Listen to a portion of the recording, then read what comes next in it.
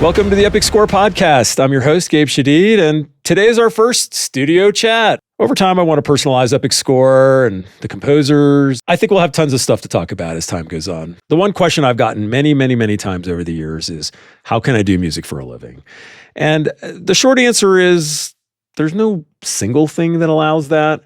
It was a lot of small steps. So the question is, who am I? I'm a pianist, composer, music producer, music catalog owner. I've been married almost 30 years. I have 2 children. I'm a cyclist. I've ridden 5,000 miles on my bicycle this year. And the one that catches people a little bit off guard, Epic Score has a race car and I'm the race car driver. Nobody sees that one coming. Honestly, I didn't see that one coming, but here we are. And I like to smoke barbecue. I love to smoke briskets, pork ribs, dino ribs, pulled pork. I love barbecue. I don't know why. It's completely different than the Mediterranean diet I grew up with. But just give me an excuse to do some Texas-style barbecue and I'm all for it. So before jumping in with my story, I want to give a nod to the viewers and the listeners to Epic Score over the years. Spotify publishes a fair amount of information and data on the audience and that kind of stuff. And sometimes I find the numbers a bit overwhelming.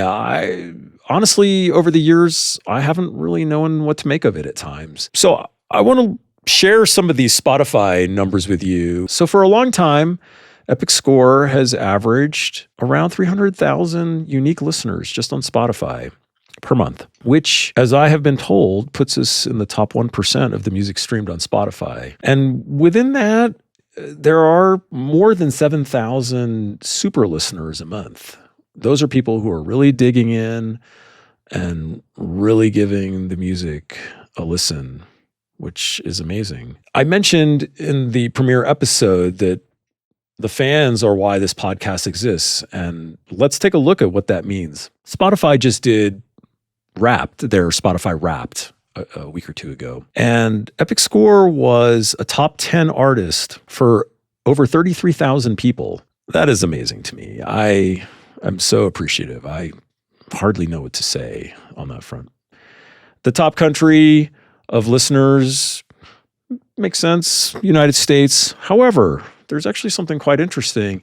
If you were to combine England, France, and Germany, and those listeners, quite often they eclipse the United States. So we really have something going on across the ocean, which, again, incredible. I thank all of you so much for that support over the years. So the question is, can we build a community with all of these supporters and listeners? And that's what we're going to find out here as we head into 2026. And digging into the Spotify numbers a little bit more, Spotify has information on age. And it turns out 2/3 of the Spotify listeners are between 18 and 35 years old. What that means to me is that the people that are listening to our music are still working out where they are going in life. You know, Epic Score didn't release its first music until I was 36 years old. So my hope is that the stories that I tell, the stories that my guests share, that those stories can give you little bits here and there that you can apply to your life. All right, so how did I get here? How did I get to this point in my life? Well, my story is one of lots of small steps, no clear direction, and sort of figuring it out as I went. And I'm not embarrassed by that.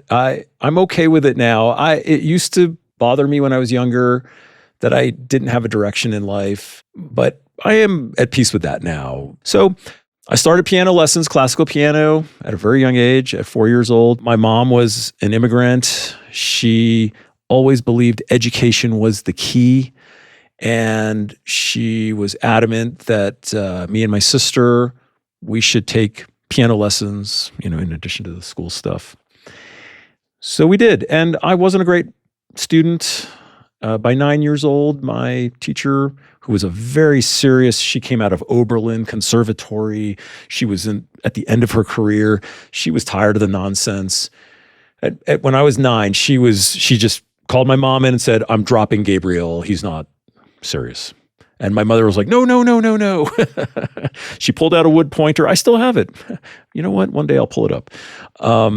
She pulled out a wood pointer and she sat and she made me practice every day. By my teenage years, I started to understand that I had practiced a skill with this music stuff that a lot of people had not. And I started to appreciate it more. And along the way, there was lots of guild exams. There was piano competitions.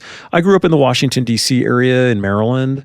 And the piano competitions were at Peabody Conservatory up in Baltimore. And the one thing I really did learn from that was that I did not love live performance. I wasn't built to be a concert pianist. I don't think I had the skill anyway. I was a decent pianist. It was totally fine. But I was not in the right mindset to be a live performing pianist in the way that you saw. My parents took me to concerts and you'd see a pianist up there and I'm like, I don't know if that's for me. So I kind of learned that along the way. One of the other things that started to become clear to me as I was a mid-teenager in that 14, 15, 16 year age is that I was hearing music in my head. I didn't really know what to do with it. My piano teacher was a performance teacher. She did not teach theory and composition. So there was a moment in time where I had my first time where I sort of officially came up with something. A lot of music that is practiced today was written by the masters when they were studying. So a lot of those music pieces are exercises. And since they're exercises, a lot of times they wouldn't finish them. And as these pieces of music came into the public, piano players at some point were good enough that they could see, the beginning of the piece and then they would just finish it themselves. But as time went on, I don't know if the players got less creative. I don't know exactly what happened, but somebody was tasked with coming up with some endings. And so there were pieces of music you would start to learn, and then there were actually 3 options for endings. And as the piano player now, you just chose one of them. So at some point in time, my piano teacher says to me, "Okay, we're learning a new piece of music. Go home and choose an ending." Okay, all right. So I go home and I play the first ending and I didn't like it. And then I play the second ending and I didn't like it. And I play the third ending and I didn't like it. So I just made my own up. It was just that simple. There was no big plan behind it. So I go the next week to the piano teacher and she's like, "All right, so, what ending did you choose?" I'm like, "None of them." And she's like all annoyed looking at me. And she goes, "Well, why not?" I said, "Well, I didn't like them." And she's like, "Well," I said, "I just came up with my own." She was like, "What?" "Well, just play it for me." I played it for her. It was this big bombastic ending. It was way bigger than the piece of music. It really, honestly, if I look back now, thinking about it, it didn't really fit, but I liked it. and she liked it. She was like, "Really? You wrote that?" And I'm like, "Yeah." She's like, "Great, go with it." And that, I think, as far as I can remember, was the first time that I ever created my own portion of music. I didn't write the whole piece. It was sort of based off of what was in the rest of the piece of music. But anyway, so music was always going in my head. I didn't know what to do with it. I bought a cheap Casio. It had the little hexagon orange drum pads that you would kind of beep and boop. It had the little bossa nova grooves.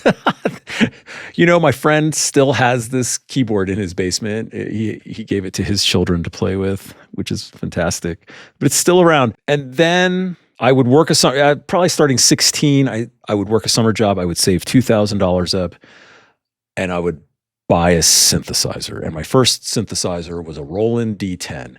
And I paired it with something I still have to this day. I'm going to show it to you, which was the MIDI sequencer, a Yamaha QX5. I still have it. I bet you if you plug it in and hit play, it would probably trigger some song. I don't know what it would trigger. And that was really the beginning of my experimentation with trying to do something with what I was hearing in my head. I would just hear string lines rolling, and it just was a part of me. I didn't really know what to do with it, but I was trying to figure it out. And I would work the next summer, and I would buy another keyboard. I bought a Korg ONWFD. I bought a Korg M1. Then later, as the years started going by, I bought a Kurzweil PC-88MX, the Kurzweil K2000 sampler, and all kinds of things. And I wasn't working. This was just a hobby. And I was piling money. Every spare dollar I had, I was piling money into these synthesizers and experimenting with the sounds. But I wasn't working. I had no idea how to get into the music industry. And I didn't even dream of a job. It sounds weird, but I didn't. So I go to college. I still didn't know what I wanted to do with my life. I chose a fun major, radio, television, and film. I was at the University of Maryland, College Park. I was commuting from my parents' house. And University of Maryland didn't care about that major anymore. I was the last graduating class, so they were putting no resources and no effort into that major, which was a bummer. I had gone to the music department at the University of Maryland. I'd asked them, hey, what do you guys do with music? But they were all focused on 20th century classical music, and that didn't interest me. I played some people in the department my cassette tapes of the stuff I was doing with my synthesizers, and they were like, hey, that's pretty cool. We don't do that here. Oh, darn. So I just kept experimenting with music on my own, but I was not getting any official educational support. So I majored in radio, TV, film, which mainly had me running around a college campus with a video camera. I was helping journalism students record what they needed.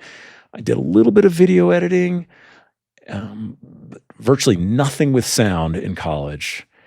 And graduated college, still had no idea what to do with my life. And so I was in a rough place. I had no career ambitions, and emotionally, I was a train wreck because my best friend in college had died senior year in a motorcycle accident. In 1991, nobody was offering a 21-year-old guy emotional therapy or any other kind of therapy. And so I had no idea what to do with my life. I was kind of an emotional train wreck.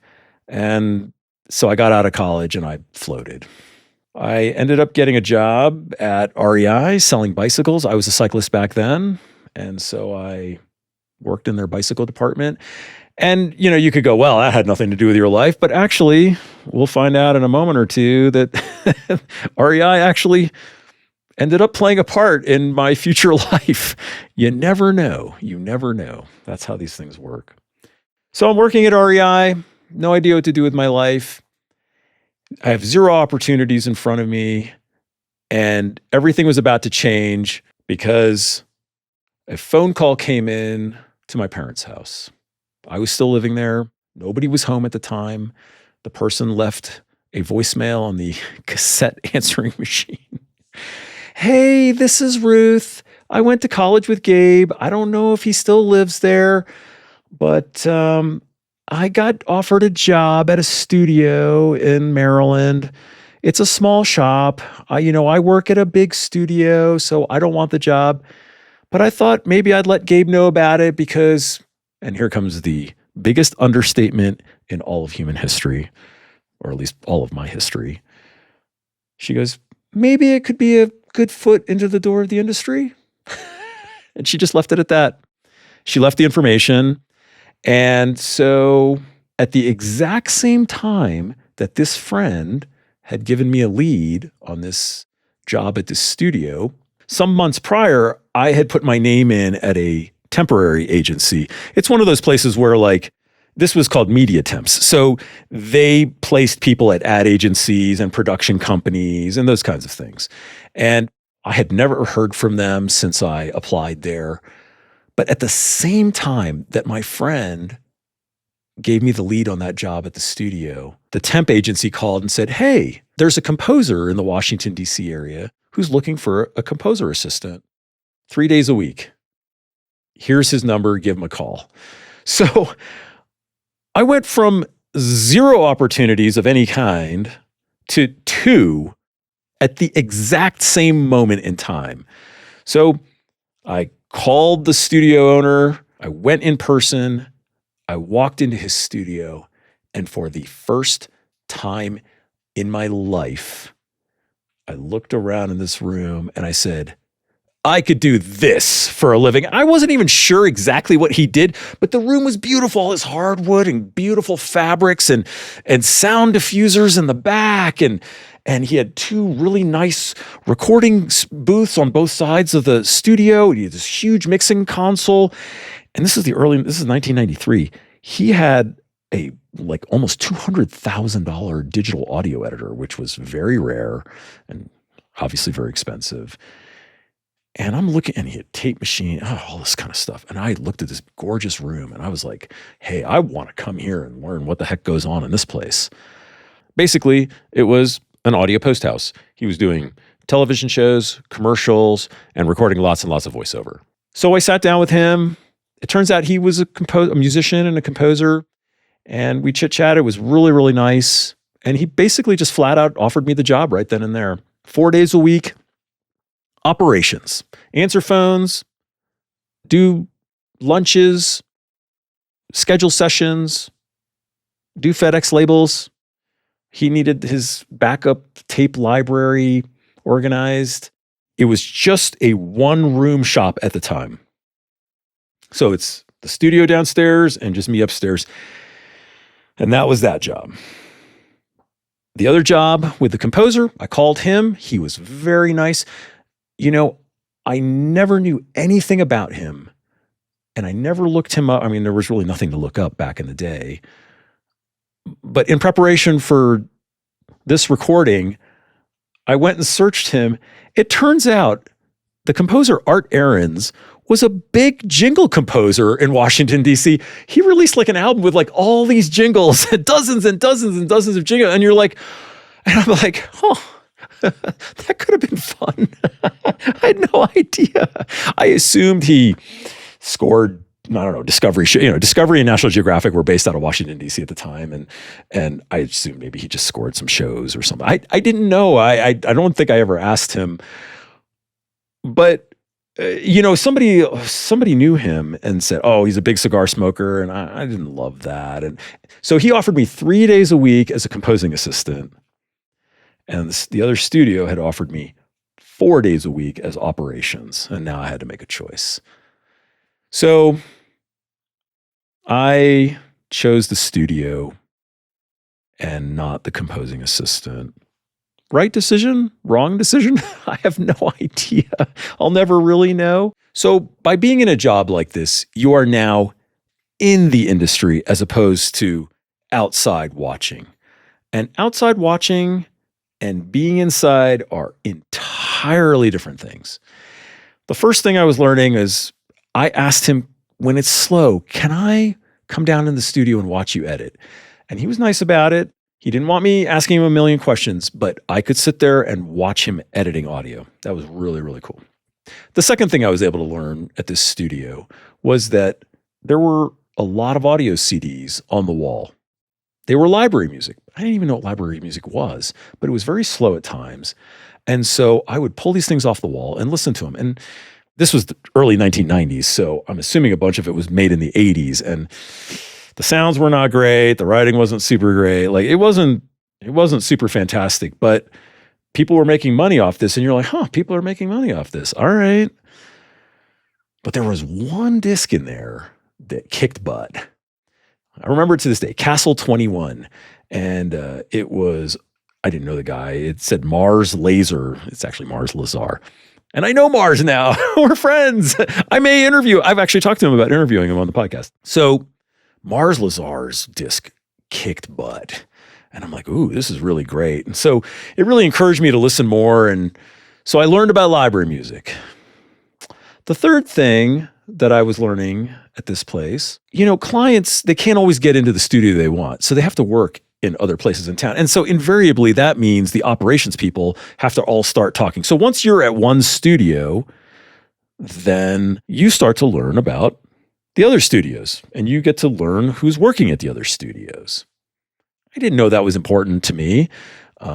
It was just sort of part of daily life. So I just went along with that. All right. How does REI, the camping, hiking, biking store, tie back into this? Well, I'm working at the studio 4 days a week. I'm working at REI selling bikes. And one day at the end of a shift at REI, one of the women that worked there, but was really only there mainly on the weekends, she knew that I worked at the studio in Maryland. And she comes up to me one day on her way out. She goes, "Hey, did you hear Soundwave's expanding?" And I was like, "Oh, no, I didn't hear that."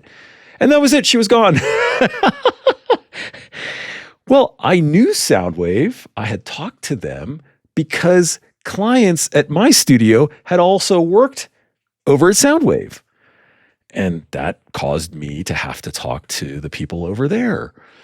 At the same time that my coworker at REI told me about Soundwave expanding, I was actually facing losing either most or all of my days at the studio because the only reason I got the job originally was that the studio owner's girlfriend was the one who had been running operations, but she was going back to college to get her degree. And that's what opened it up for me for the 4 days. But that was going to go away because she was finished with college and she was coming back to take over most of the operations. I immediately called Soundwave. I knew the head of operations over there because we had spoken before. And I said, "Hey, are you guys expanding?" And she said, "Oh, we're building a whole brand new facility in Virginia and we're going to move there." And I was like, "Oh, cool." She says, "But actually, it's really cool that you called because we want to add a whole second shift. And so we're going to need operations in that second shift. You should come in and talk to us." I was like, "Oh, fantastic." So I go over to Soundwave. They were based at DuPont Circle in Washington, D.C., and they were building a whole brand new facility in Arlington, Virginia. And they offered me the job. So now I was full-time night operations at a much larger studio. 4 audio rooms, a bunch of video editing, a graphics department. They had a staff composer. There was a lot more activity going on. It was just simply a bigger place. And in March of 1994, I started at this studio. And I started in the Washington, D.C. old studio location to start getting trained up. And they really were still just building the new facility. So I was coming in 4 o'clock, working till midnight. That was my normal shift. What was interesting in this whole situation was that at the new facility, they were putting in that same AMS audio file that the first studio I worked at had. So I already had sort of an idea of how that worked. I didn't have any idea how the buttons actually worked, but the approach I understood. And because they were putting it in at the new place, AMS, the company who made the thing, put in a full demo unit at the old studio. And I was the night shift.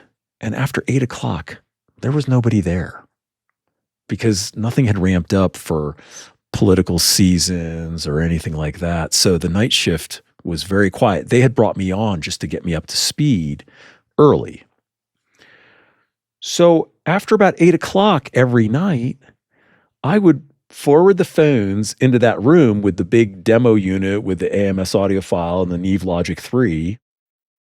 And you can't ruin anybody's mix. Everything is like fully automation and fully, recallable. So I'd go in at night and I'd be working away on this thing and I didn't know what I was doing. And I'd be trying to learn and I would write down questions.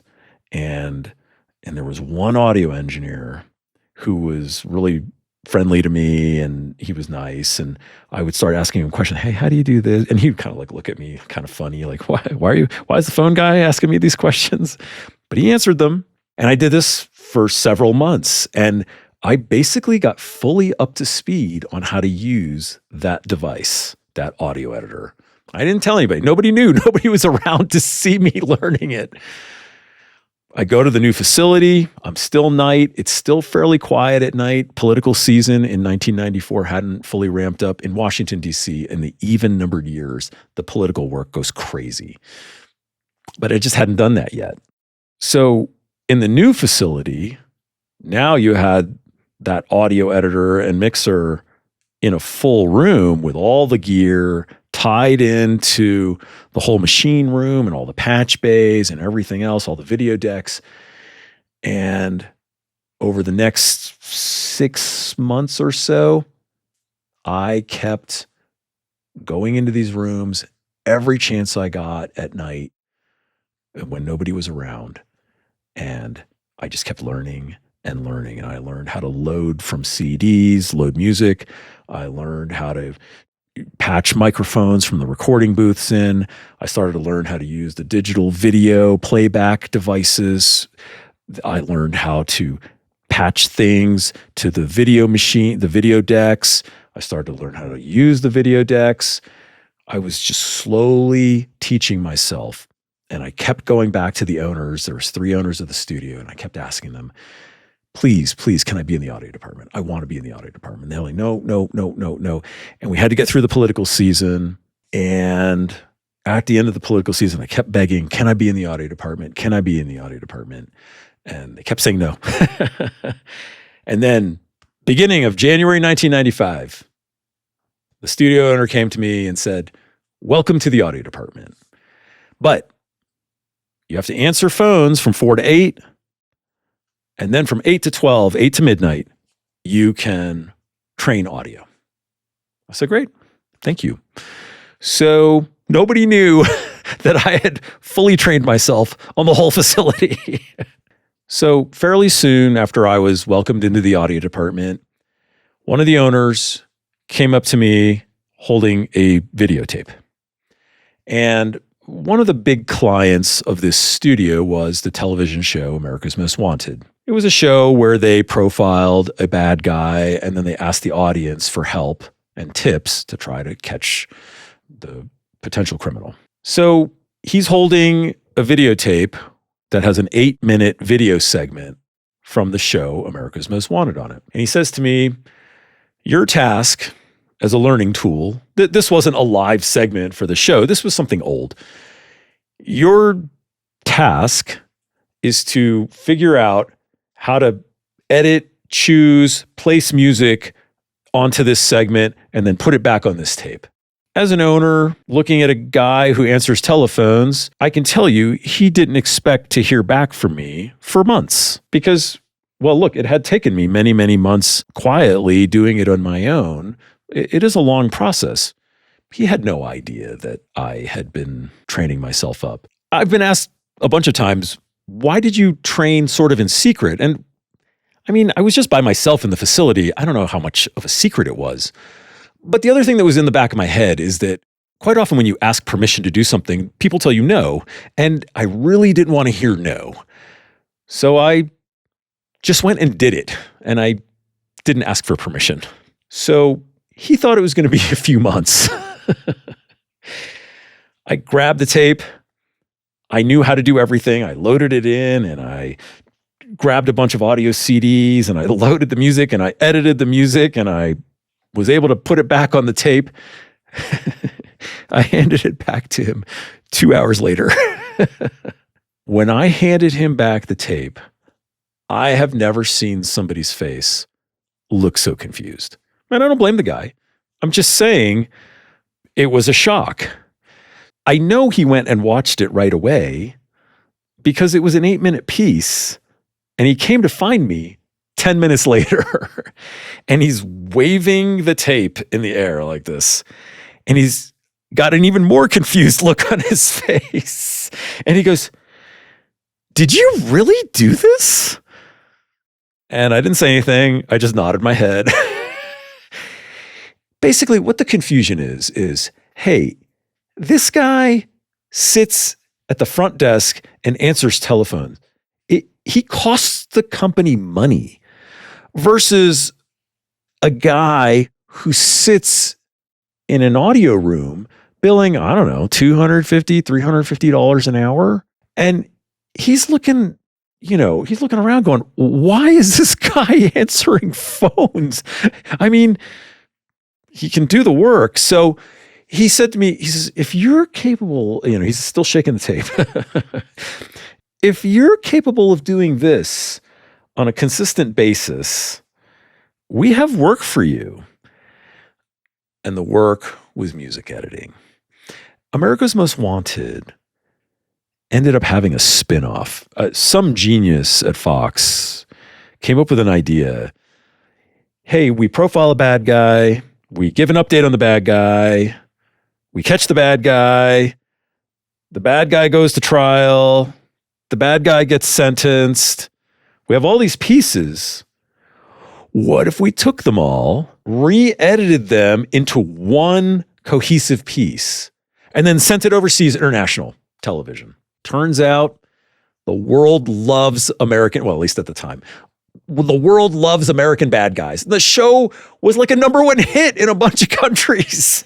But when you take separate segments, maybe one was even a reenactment with actors and the other one's a news segment. I don't know. You take all those pieces and you sort of jam them into one. Everything's been shortened and cut and hacked. Nothing from the music from all those original things works. So it needs all new music. You're not composing new music.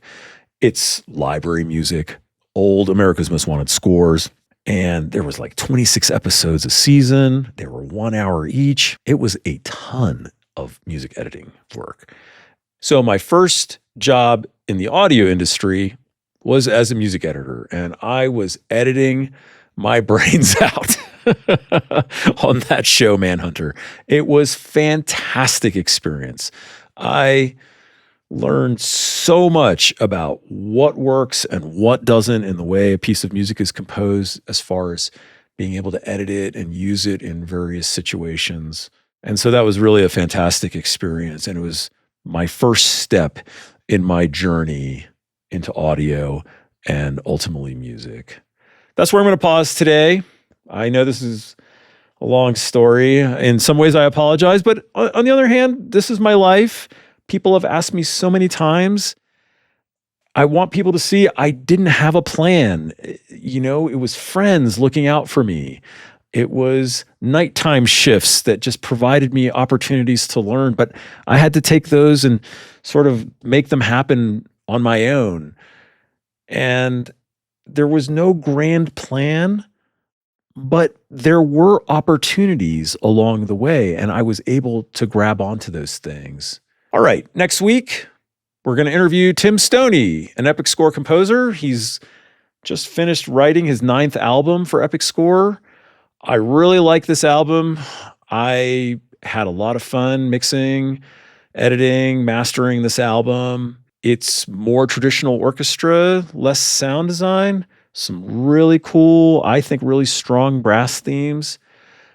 If you all are into the orchestral part of big epic trailer music, I think you're going to have fun with this album. The album's going to come out streaming January 6th. And we will talk to Tim next Friday. I look forward to seeing you then. Thanks a lot. Bye.